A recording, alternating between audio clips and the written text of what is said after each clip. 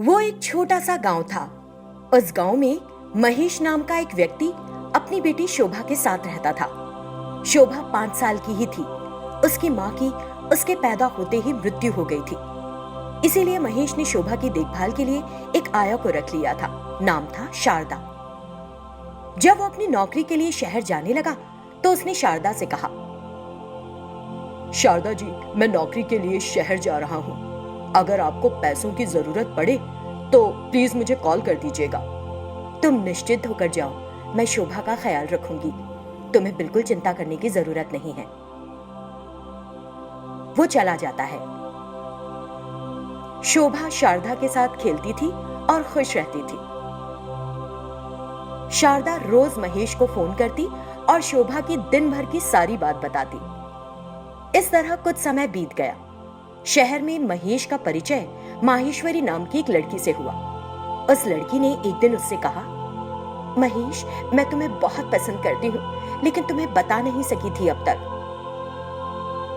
ये सुनकर, Maheshwari, I am really sorry, लेकिन मैं शादीशुदा हूँ और मेरी एक बेटी भी है। मुझे तुम्हारे बारे में सब कुछ पता है महेश, और मुझे कोई प्रॉब्लम नहीं है। मैं तुम्हारी बच्ची की देखभाल भी करूंगी, मैं वचन देती हूँ। महेश सोचने लगा, मेरी बेटी को एक माँ की आवश्यकता है। माहेश्वरी से शादी कर लेने में कोई बुराई नहीं है। माहेश्वरी मुझे भी पसंद है। वो उससे शादी कर लेता है और उसे घर लेकर आता है। फिर महेश शोभा से, शोभा, ये तुम्हारी माँ है। शोभा माहेश्वरी के गले लग जाती है और खुश होती है। मुझे मम्मा मिल गई। फिर महेश ने शारदा से कहा, शारदा जी, आपने कई सालों तक मेरी बेटी की देखभाल की है। मैं आपका बहुत शुक्रगुजार हूँ। अब उसकी माँ उसकी देखभाल करने के लिए आ गई है। वो उसे कुछ पैसे देता है और उसे काम से हटा देता है। अगले दिन सुबह शोभा माहेश्वरी के पास जाकर कहती है, माँ, मैं बहुत भूखी हूँ, मुझे कुछ खाने को दे दो। मैंने अभी तक कुछ नहीं पकाया है, 1 घंटे रुक जाओ। मुझे तो बहुत भूख लग रही है, कल शाम में भी कुछ नहीं खाया था ना। क्या तुम 1 घंटे इंतजार नहीं कर सकती हो? थोड़ा रुक जाओगी तो मर नहीं जाओगी। उसने शोभा को जोर से डांटा। शोभा शारदा के घर भाग गई। शोभा को देखकर शारदा ने कहा, क्या हुआ बच्ची, तुम इस तरह भागती हुई यहाँ क्यों आ गई? शारदा माँ, मुझे भूख लगी है। मम्मी को बोला तो कहती है 1 घंटे बाद दूंगी, लेकिन मुझको तो पेट दुख रहा है, कुछ खाने को दो जल्दी से। ठीक है, तुम बैठो यहाँ, मैं खाना लेकर आती हूँ। शारदा अंदर जाती है और उसके लिए खाना लाकर उसे खिलाने लगती है। इस बीच माहेश्वरी वहां आ गई और खाने की थाली खींचकर दूर फेंक दी। वो तो बच्ची है, उसे किसी बात की समझ नहीं, लेकिन तुमको तो उसे समझाकर वापस भेजना चाहिए था। उल्टा बैठाकर खाना खिलाने लग गई। क्या तुम मुझे बुरा बनाने की कोशिश कर रही हो? हमारी बेटी को हमसे अलग कर दोगी क्या? शारदा को बुरा लगा। मेरा ऐसा कोई इरादा नहीं है। मैंने बचपन से शोभा को पाला है। यही कारण है कि वो भूखी थी तो मैं उसे खाना खिलाने लग गई। अब तक मेरे हाथ से ही तो खाना खाती थी ना। बहुत खिला लिया। तुम्हारे हाथ से खाती थी। वो शोभा को जबरन अपने साथ ले जाती है और उसके लिए थाली में खाना रखकर उसे देती है। खा लो, अब तुम्हें भूख लगी थी ना। कैसे खाऊं? आता नहीं है मुझको, खिला दो हाथ से। 5 साल की घोड़ी हो गई हो, अपने हाथ से खाना नहीं आता। इस बीच महेश वहां आ जाता है। क्या हुआ माहेश्वरी? कुछ नहीं, मैं उसे खुद से खाने के लिए तैयार कर रही थी। कभी मैं ना रहूं तो बच्ची भूखी तो न रहेगी कम से कम। बिल्कुल ठीक बात है। वो माहेश्वरी की बात को सही बताता है। कुछ दिन बीत गए। माहेश्वरी हमेशा नन्ही शोभा को डांटती रहती, उसे खूब कोसती। शोभा पहले तो रोती और फिर शारदा के पास भाग जाती और शारदा से कहती, शारदा माँ, मिनी माँ मुझे हाथ पे संटी से मारती है, डांटती है। देखो मेरे हाथ देखो। शारदा ने शोभा के हाथ पर घाव देखे तो उसकी आंखें भर आईं। हे भगवान, इस नन्ही सी बच्ची को कितनी तकलीफ उठानी पड़ रही है। इस पर दया करो भगवान। बिन माँ की बच्ची के साथ ऐसे कौन व्यवहार करता है? हे भगवान। प्यारी बच्ची शोभा तुम अपने घर जाओ, तुम्हारी मम्मी आकर मुझे डांटेंगी बेटा। जाओ, जल्दी से जाओ। नहीं, मैं नहीं जाऊंगी। इसी बीच माहेश्वरी वहां आ गई। तुमने क्या जादू टोना किया हुआ है इस लड़की पर? बार बार तुम्हारे पास आ जाती है। ऐसा लगता है कि तुम उस घर में मेरी जगह हासिल करना चाहती हो। छी छी, माहेश्वरी, तुम कितनी ओछी बात कर रही हो। कुछ तो शर्म करो। मेरी उम्र और महेश की उम्र में बहुत फर्क है। महेश को मैंने हमेशा अपने बेटे की नजर से देखा है। इस तरह की बात आइंदा नहीं करना। मैं हाथ जोड़ती हूँ तुम्हारे। ओ, तो फिर शोभा को अपने पास ही रख लो और उसे अपनी पोती मानकर पालो अच्छे से। माहेश्वरी घर लौट जाती है और महेश के शारदा के खिलाफ कान भरती है।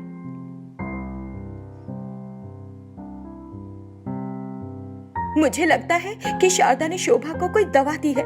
शोभा बार बार उसके पास जाती है। वो हमारी बेटी को हमसे अलग करने की कोशिश कर रही है।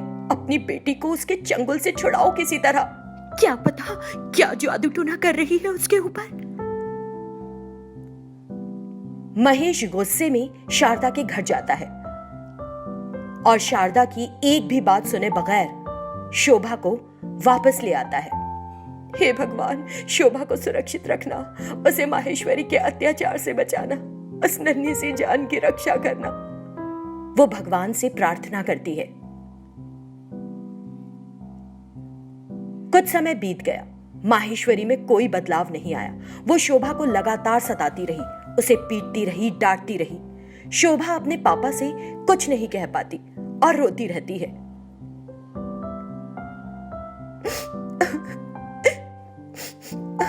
मुझे शारदा माँ के पास जाना है। मुझे शारदा माँ के पास जाना है, नहीं तो मैं मर जाऊंगी।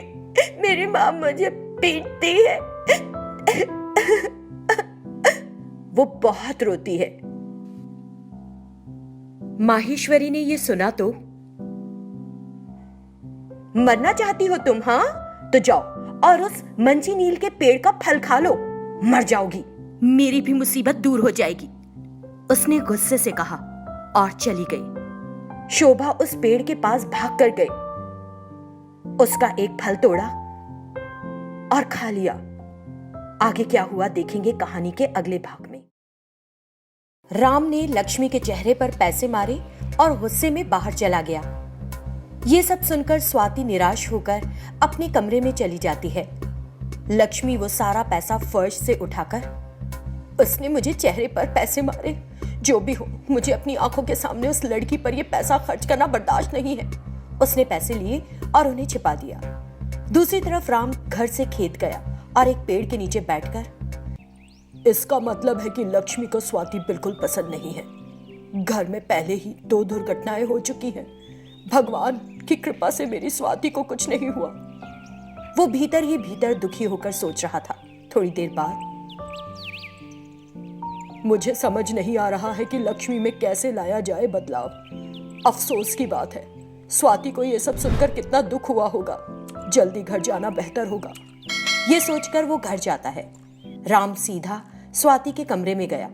लक्ष्मी ने उसे देखा और उसके पीछे पीछे चुपके से गई।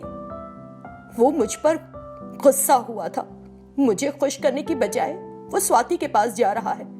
वो दरवाजे के पास खड़ी हो जाती है और सुनने लगती है कि वो क्या कहते हैं। राम स्वाति के कमरे में गया। स्वाति खाट पर लेटी थी। मेरी प्यारी स्वाति।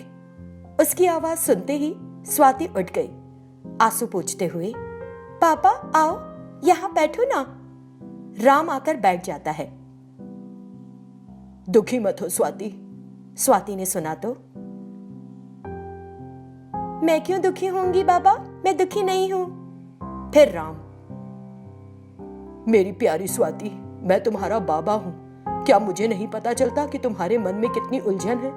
मुझे ऐसा लगता है कि मैंने तुम्हारे शांति भरे जीवन में आग लगा दी है, उसने दुखी होकर कहा।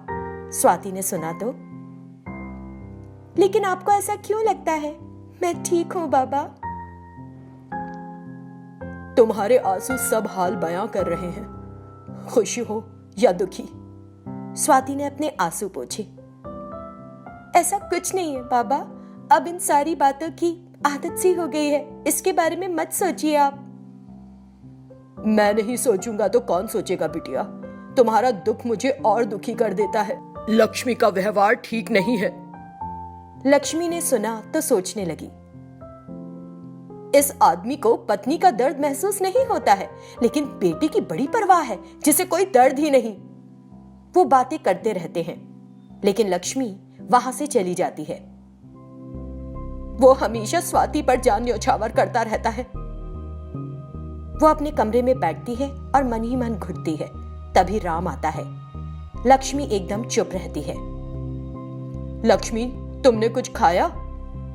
ओह, तो तुमको याद है कि मैं भी हूं इस घर में। लक्ष्मी, तुम ऐसी बातें क्यों करती हो? तुम्हें मुझसे बिल्कुल भी प्यार नहीं है। मैं इस घर में एक मशीन की तरह काम करती रहती हूँ, लेकिन तुम्हारा सारा ध्यान अपनी बेटी पर ही रहता है। तुम मेरा जरा भी ख्याल नहीं करते। मैंने ऐसा कभी नहीं किया। मैं सभी को बराबरी से देखता हूँ। तुम स्वाति से नफरत क्यों करती हो और हमेशा उसके खिलाफ बात करती हो? मुझे समझ नहीं आता तुम्हें क्या हो गया है। उसने अपनी माँ को खो दिया जब वो एक जरा सी बच्ची थी। उसकी माँ उससे बहुत प्यार करती थी, लेकिन तुम उसे एक दुश्मन की तरह देखती हो। ऐसा क्यों कर रही हो? मैं किसी और की बेटी को अपनी बेटी नहीं मान सकती। अगर तुम इस तरह से बात करोगी तो मैं कैसे प्यार कर सकूंगा तुमसे, बल्कि नफरत करूंगा तुमसे। ये कहकर वो वहां से चला जाता है। कुछ दिन बीत गए। एक दिन राम बाहर से घर लौटता है। स्वाति अपने कमरे में सो रही थी। राम उसके कमरे में गया। क्या प्यारी बिटिया, तुम शाम के समय क्यों सो रही हो? क्या तुम्हारी तबीयत ठीक नहीं? स्वाति ने जल्दी से उठकर अपना हाथ अपनी पीठ के पीछे रखा। नहीं पापा, ऐसा कुछ नहीं है। राम ने गौर किया कि वो अपना हाथ उससे छिपा रही है। ऐसे अपना हाथ क्यों छिपा रही हो? कुछ हो गया है क्या हाथ को? उसने पूछा। स्वाति झिझकते हुए, नहीं, कुछ नहीं हुआ पापा, कुछ नहीं हुआ। अच्छा, मुझे एक बार अपना हाथ दिखाओ तो। फिर स्वाति ने धीरे से अपना हाथ बढ़ाया और दिखाया। उसके हाथ पर जलने के फफोले पड़े हुए थे। राम ये देखकर सन्न रह गया। क्या हुआ? तुम्हारा हाथ इस तरह जल कैसे गया? बताओ मुझे, क्या हुआ? उसने फिक्र से पूछा। मुझे भूख लग रही थी पापा, तो खाना लेने रसोई में गई। मुझे वहां कुछ नहीं मिला, तो मैंने खुद कुछ पकाने की कोशिश की और हाथ जल गया। अरे, लेकिन तुमने खुद पकाने की कोशिश की ही क्यों? तुमको अपनी माँ से पूछना चाहिए था। मैंने उससे पूछा था तो उसने कहा कि उसे कुछ करना है। ठीक है, यहीं रुको, मैं दवाई लेकर आता हूँ। वो अपने कमरे में गया। लक्ष्मी वहां पैर पसार कर लेटी हुई थी। जब एक बच्ची ने कहा कि वो भूखी है, तो तुमने कहा कि तुमको कुछ काम है। क्या यह है वो काम? मैं इस घर की नौकरानी नहीं हूँ कि जब कोई कुछ मांगे तो उठ खड़ी हूँ। सुनकर राम को बहुत गुस्सा आया। तुम्हारा दिमाग खराब है, तुम अपने में नहीं हो। उसने कमरे से दवा ली। लक्ष्मी उसके पीछे पीछे आई और स्वाति के कमरे के पास दरवाजे पर खड़ी हो गई। राम स्वाति के हाथ पर दवा लगा रहा था तो उसकी नजर दरवाजे की तरफ गई। दरवाजे की ओर से लक्ष्मी की साड़ी दिख रही थी। राम समझ गया कि वो बात सुन रही है।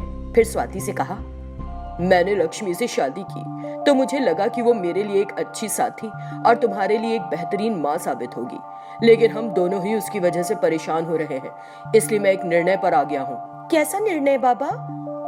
तब राम ने जरा जोर से कहा, मैं जल्द ही एक वकील से मिलने जाऊंगा। लक्ष्मी ने यह सुना तो वो घबरा गई और स्वाति भी उलझन में पड़ गई। आप क्या कह रहे हैं बाबा? एक वकील से क्यों मिलना है? मुझे तुम्हारी सौतेली माँ लक्ष्मी की मानसिकता पसंद नहीं है। मैंने उसे कई बार कहकर देखा कि वो बदल जाएगी, लेकिन वो उसी तरह व्यवहार करती है। इसीलिए मैंने उसे तलाक देने का निर्णय लिया है। ये सुनते ही लक्ष्मी और स्वाति भौचक्की रह गई।